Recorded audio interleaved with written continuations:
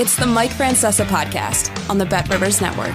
Hello again, everybody, and welcome as we put the NFL season to bed after what was a thrilling, but let me say, flawed Super Bowl because of what might have been. And there were two things that just stick in your craw as I come on the air after this game. And let me say this first. You know, I've known Andy Reid a very long time. I've pulled for him. That second Super Bowl is so important to his career. He now has a legacy that is solid gold. He's won 247 games. He's won, only Belichick's won more playoff games. He's won 2 Super Bowls now.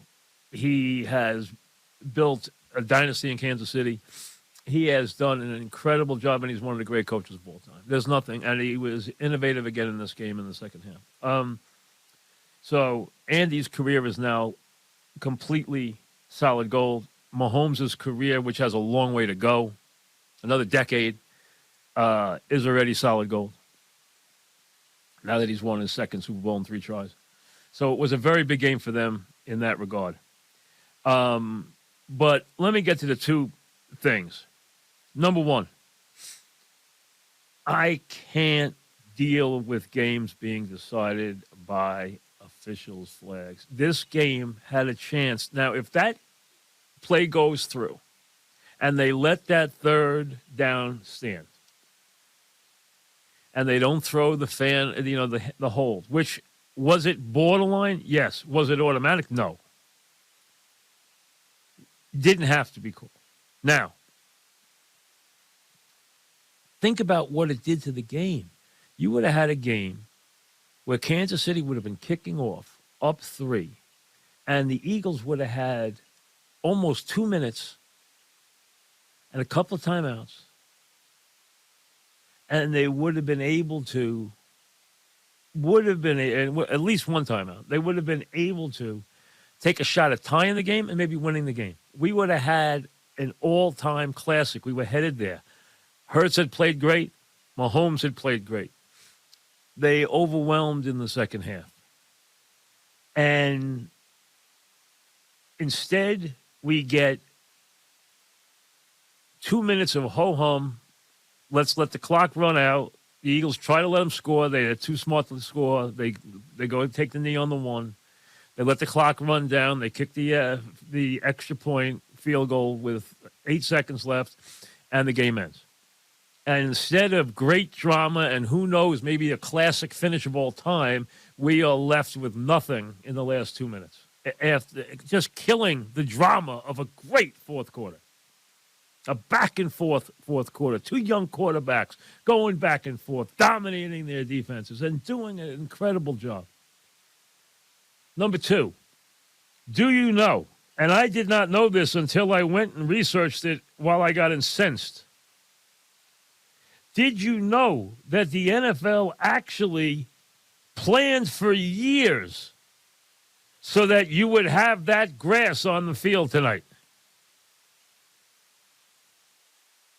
Yes, you had years in the making. Tahoma 31.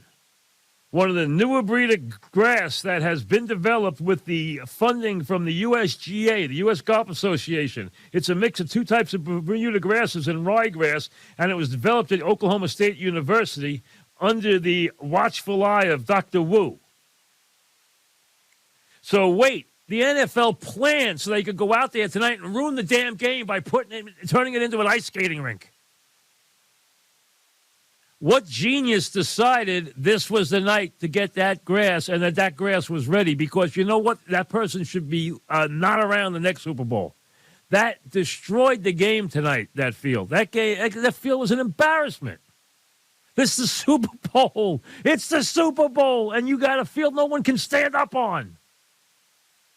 Now, how much did it impact, let's say, the Eagle pass rush? I don't know. I'd have to go interview these guys. They're all changing their cleats. I don't know. But clearly we watched 80 different players go fall down or lose their footing. I mean, that was a folly. This is the Super Bowl. You spend a fortune on the game. And you're going to have a field like that on grass that's never been tested before? And you developed this grass just to put it in for the Super Bowl and have that happen? You got to be kidding me.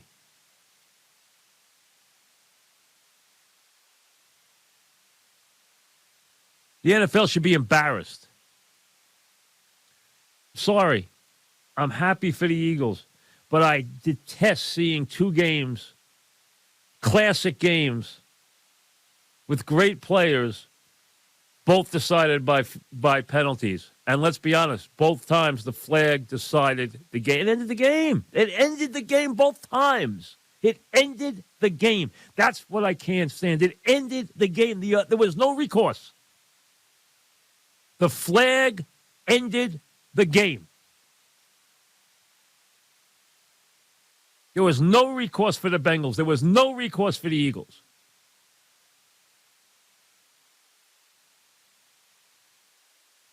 Was Mahomes heroic? Yes, he's always heroic. He's a great player. And you saw him before the half. They're down 10. They got the call where they reversed the Smith, which kept it from being a bigger lead. And let's be honest, the first half, the Chiefs were clinging to life. If they don't get that turnover touchdown and get that reversal on a Devontae Smith before the half, they could be there. They could be down 28-7 at the half. They give up 270 yards of offense in the first half. The offense never had the ball in the first half. That's why I knew things would be better in the second half, because the Chiefs just never had the ball in the first half.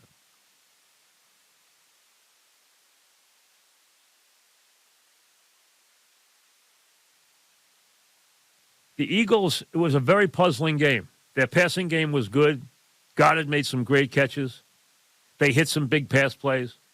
Hurts had a wonderful game. I mean, he threw for 300 yards. I mean, the guy threw for, except for the one turnover, he threw for 300 yards, had 3 touchdowns rushing, and a 2-point conversion. I mean, he had a wonderful Super Bowl. And Mahomes did what he did. He willed his team to get down there and score. But do not forget a couple of things in this game. Number one, as we give kudos, the checklist, let me start with the Kansas City front office, and that includes Andy Reid in this. They lose Tyreek Hill. They bring in Schuster, the job he did tonight. They bring in Pacheco as a late draft pick, the job he did. They bring in Sky Moore. He catches a touchdown pass tonight. They bring in Tony from the Giants for a 3 and a 6. And what does he do tonight? He basically helps win the game. He catches a touchdown pass, and they ran that same play twice to different sides of the field and scored easy on it both times, one to Tony, and a little different version of it to Moore on the other side. And number two, Tony, who is a great open field runner, which we know, and a game-breaking talent. We know but he could never play with the Giants, which was so frustrating. I don't blame the Giants for getting rid of him, but Kansas City knew what they were getting. And where was he when it was on the line? Making a 65-yard punt return, which was as big, if not bigger, than any play in that game. It took that game from a 1-point game to an 8-point game. 65-yard punt return in the fourth quarter with everything on the line after already catching a touchdown pass. What a day for Tony. All the craziness that's gone on in his career, what does he wind up doing? Being a hero in the Super Bowl. Give Andy Reid credit for his dynamic play calling in the red zone. Give them credit for their offensive line, which did a great job. I thought the pass rush would be a major factor. It was not a factor. Maybe the field was part of it, but you know what? I got to give the offensive line credit. Yes, the quarterback got rid of the ball. Yes, he was able to get away from the pass rush 2 or 3 times with amazing plays that he turned into positive runs. including that late run, which was so pivotal in their victory. But this team dominated with that pass rush, and it wasn't there today. Other than Hurts, their running game wasn't there today.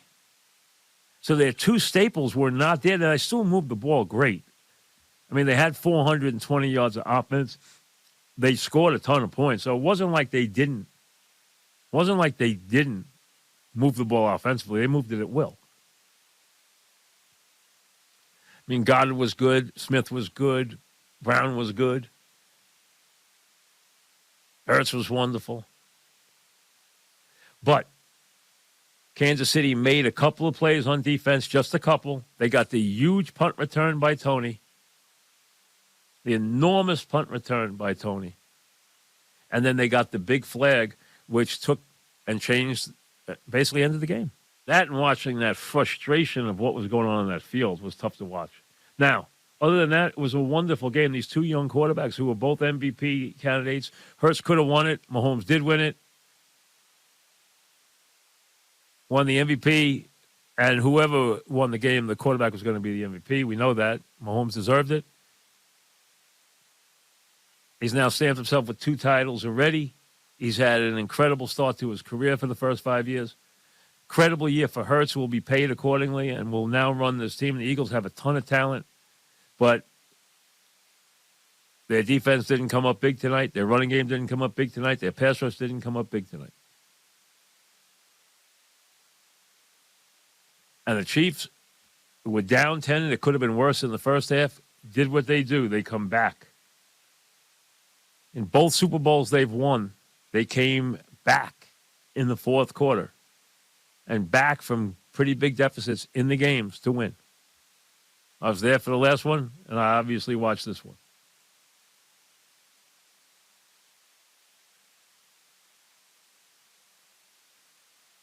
But I detest when there's no recourse from a penalty. And that penalty, upfield, did he spin him a little bit? Yes. Was it an egregious play? No. Was he going to catch the ball anyway? No. And instead, it ended the game. We didn't get the dramatic finish we were headed towards, which could have been really classic. Once that game it was tied up on the Hurts run and the Hurts 2-point conversion, I mean, you were headed for a classic. And instead, we didn't get it. We got ho-hum in the last 2 minutes.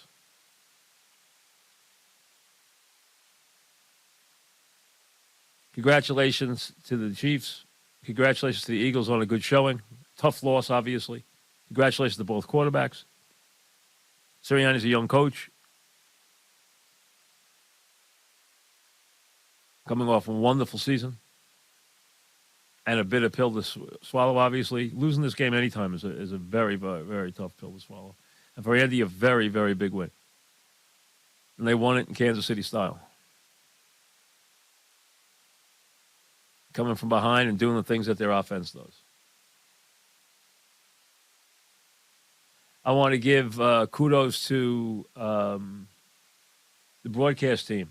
Not easy to do your first Super Bowl. Burkhardt and Olsen were both doing their first Super Bowl. They did a nice job. They did a very good job.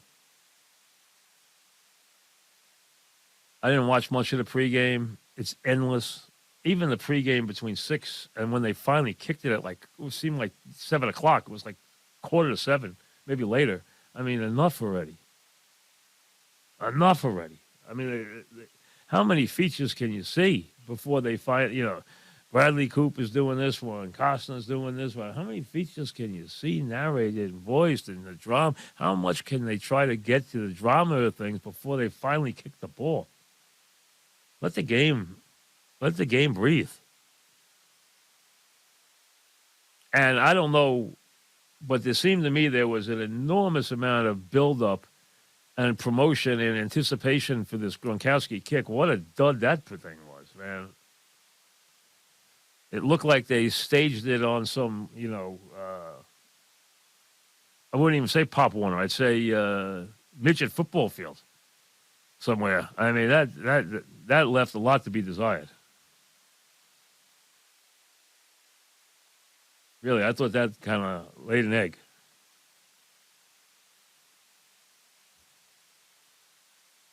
So we move on to the season. It was weird because, I picked Kansas City before the season started to win the championship.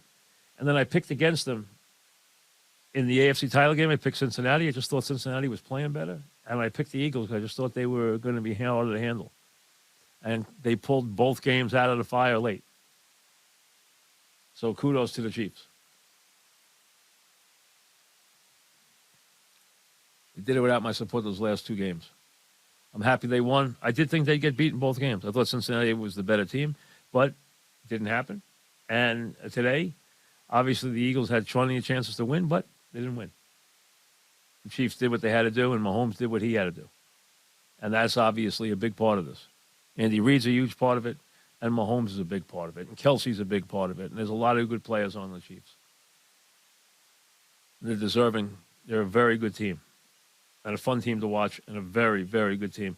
And you can see how much the team and the ownership and everybody around there likes Andy Reid. They love him. You can see that. It comes through. You don't usually see that with coaches. You see coaches being revered. You see coaches being respected. You don't usually see them being loved. And with Andy Reid, you can actually see it. They love him because he's a good guy. And now he's got the resume to back it up.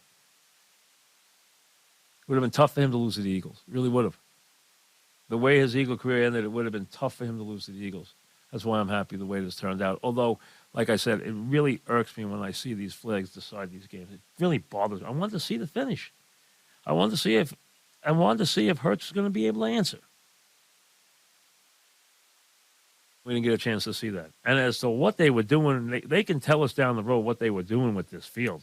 I mean, I said at halftime, I said, let me see if there's anything about this field stuff. And I found the story about how they waited, and it's the story said, give the guy credit, be warned.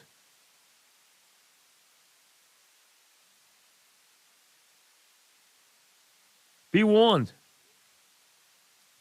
And he was right, be warned. What a mess. What an absolute mess.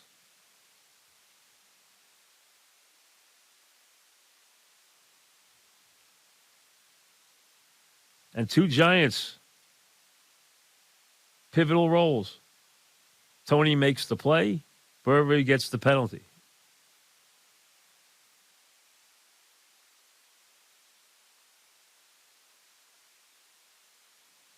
So, you never know. You never know how it's going to, you never know how things are going to work out. You just don't know how they're gonna, Bradbury winds up with the big penalty at the end of the game. And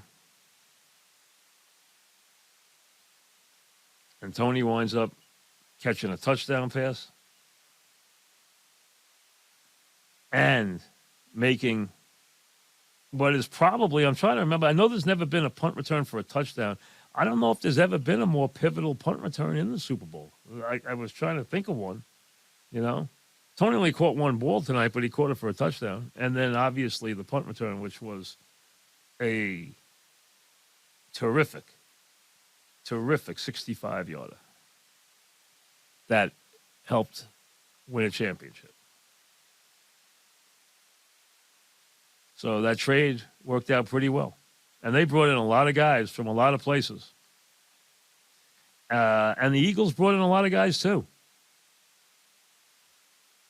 And they did, and Bradbury did some great things for them all year. So sometimes you're in the right place, sometimes you're in the wrong place.